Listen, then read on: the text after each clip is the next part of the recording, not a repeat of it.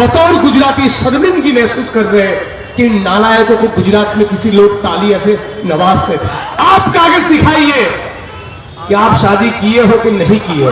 कि नवंबर में चुनाव है, बिहार का चप्पा चप्पा देखने वाला हूं।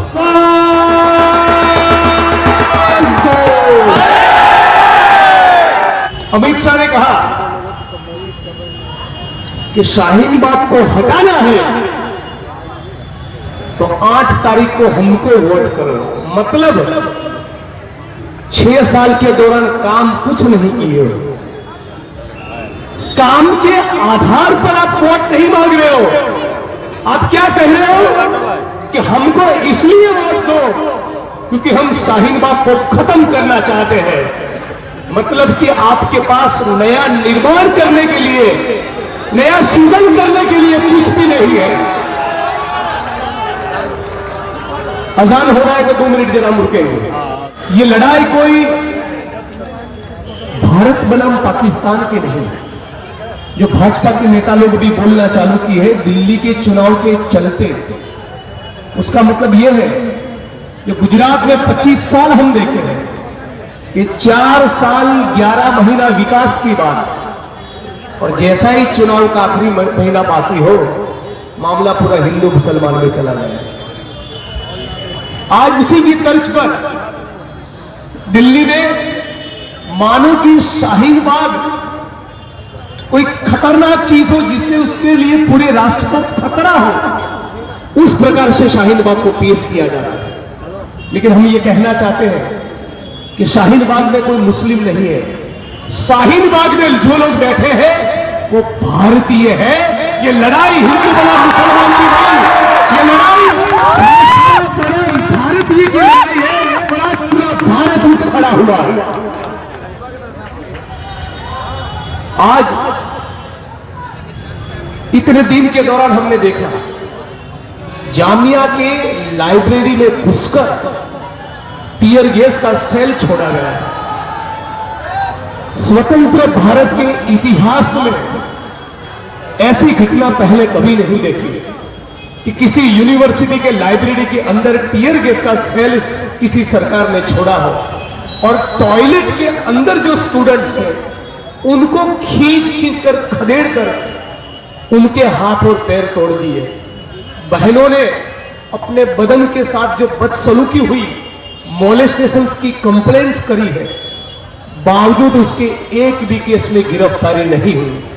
और इसीलिए ये कहने के लिए हम मजबूर है गुजराती होने के बावजूद कि मोदी जी सचमुच आपने पूरे गुजरात की नाक कटवा दी।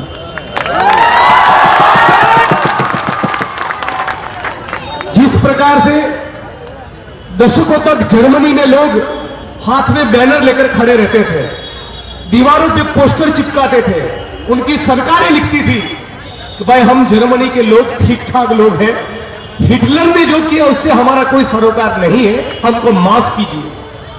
बिल्कुल इसी तर्ज पर मोदी और अमित शाह ने काले काम जितने किए हैं उसको लेकर गुजरात की और इस मुल्क की आने वाली पीढ़ियां इसी प्रकार के बैनर लेकर इस दिन हाथ में खड़े रहेंगी कि हम बतौर गुजराती शर्मिंदगी महसूस कर रहे हैं कि नालायकों को गुजरात में किसी लोग तालियां से नवाजते थे।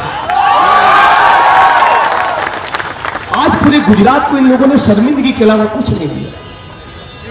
हमारे बीच में विल्सन बिजवाड़ा साहब है। अभी गणतंत्र दिन के मौके पर सुबह सुबह खबर आई, दलित समाज का एक सफाई कर्मी बेंगलुरु में उसकी गटर में उतरकर मौत हो गई। स्वच्छता का मिशन चलाते हैं। मोदी जी को कहना चाहिए कभी आप भी पटना आइए और एक बार गटर के अंदर उतरिए, तभी आपको पता चले कि आध्यात्मिकता का आनंद क्या होता है। ये इस मुल्क का असली सवाल है।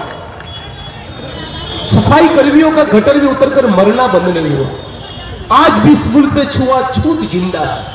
लाखों करोड़ों जनता बिहार में मधुमेह बहुत, 2 वक्त की रोटी नसीब नहीं। उसके बजाय आप हमसे ये मांग रहे कि भाई कागज दिखाओ। तुमको अपना डिग्री का सर्टिफिकेट दिखाना नहीं और हमसे हमारा कागज मांगना। आप कागज दिखाइए कि आप शादी किए हो कि नहीं किए हो। कि कॉलेज में गए हो कि नहीं गए हो, और इस मुल्क की जनता ने तो ठान लिया है, चाहे कुछ भी हो जाए कागज नहीं दिखाएंगे। बिहार में खड़ा हूं, एक साल ऐसा नहीं जाता बिहार में कि जब बाढ़ ना आती। सही है कि गलत? बाढ़ में पूरे के पूरे आशियाने खत्म हो जाते।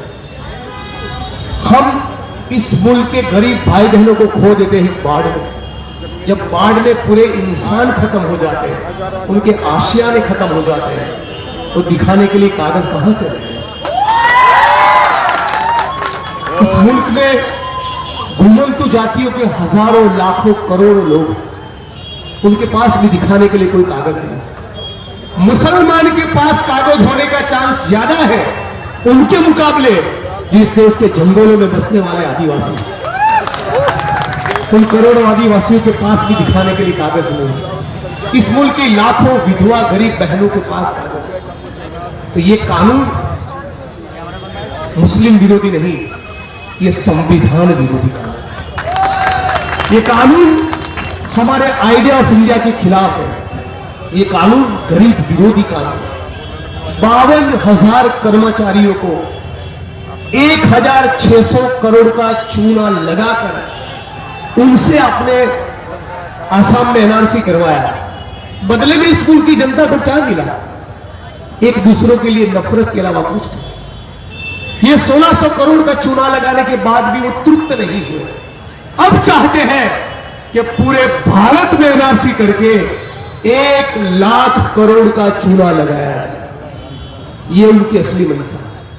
और आप सोचिए, अब तक इस देश में डिटेंशन सेंटर में 29 लोग खो दिए, और अभी यदि हम गलत नहीं तो जिस 29वें साथी की मौत हुई उनका नाम है किशोर। वो एक हिंदू था। मोदी जी, आप है तो मुमकिन है हिंदू आपके चलते सचमुच खतरे में है।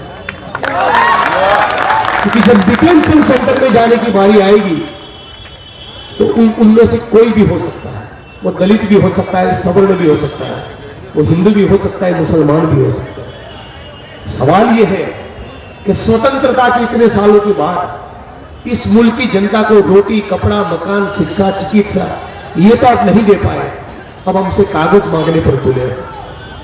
इस लड़ाई का केवल एक ही नतीजा हो सकता है, हम तमाम भारतवासी इन गोडसे की औलादों के खिलाफ एक हो जाए और इस बात का संकल्प लें कि जब भी एनपीआर और एनआरसी के लिए सरकारी बाबू हमारे घर आएंगे तो उनको कहेंगे कि आप भी हमारे भाई हो, बढ़िया सी अदरक वाली चाय पीकर चले जाओ, कागज नहीं दिखाओ।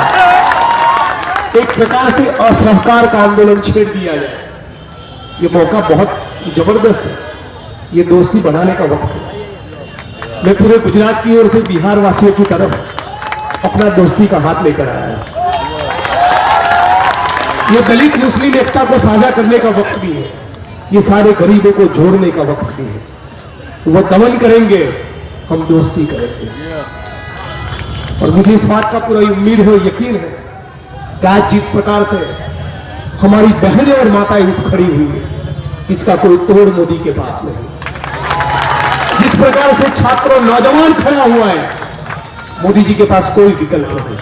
लेकिन हुआ यह है कि बचपन में सुना है कि वो मगर पकड़ा करते थे, तो मगर की खाल उतार उतार कर उतना ओढ़ लिए है कि चमड़ा मगर की तरह हो गया है, कुछ छूटा नहीं है उनको। लेकिन मुझे उम्मीद है हम लोग अपने इस जज्बे को बनाए रखेंगे, इस शाहीन बाग को जिंदा रखेंगे, हमारे संघर्ष को जिंदा रहेंगे, तो यकीनन जीत सच्चाई की होगी, संविधान की होगी, धर्मनिरपेक्षता की होगी, गुजरात की गरीब जनता की होगी, बिहार की गरीब जनता की होगी, इस मुल्क की 130 करोड़ जनता की होगी। इस बात को याद रखिएगा। मोदी और शाह आते हैं और जाते हैं, आइडिया ऑफ इंडिया टिकेगा, संविधान टिकेगा, हमारी धर्मनिरपेक्षता टिकेगी, हमारी दोस्ती टिकेगी, हमारा भाईचारा टिकेगा। और अस्वाद और बिस्मिल के बलिदान को समाप्त करते हुए जय भीम, और इस्लाम जिंदाबाद के नारे के साथ अपनी बात को यहाँ खत्म करते हैं। और ये भी कहने वाला हूं कि नवंबर में चुनाव है, बिहार का चप्पा चप्पा देखने वाला हूं। जय भीम, इस्लाम जिंदाबाद। मेरे साथ एक नारा लगाइए। जब जब दुनिया के किसी भी कोने में गरीब जनता ने यह नारा लगाया है, सत्ता हिल गई। नारा यह है, मैं कहूंगा आवाज दो, दिल से कहिए हमें। जब इस मुल्क की या दुनिया के किसी कोने में भी गरीब जनता एक हो जाती है तो किसी सरकार के पास उसका जवाब नहीं होगा। तो कहिए जोर से, आवाज दो।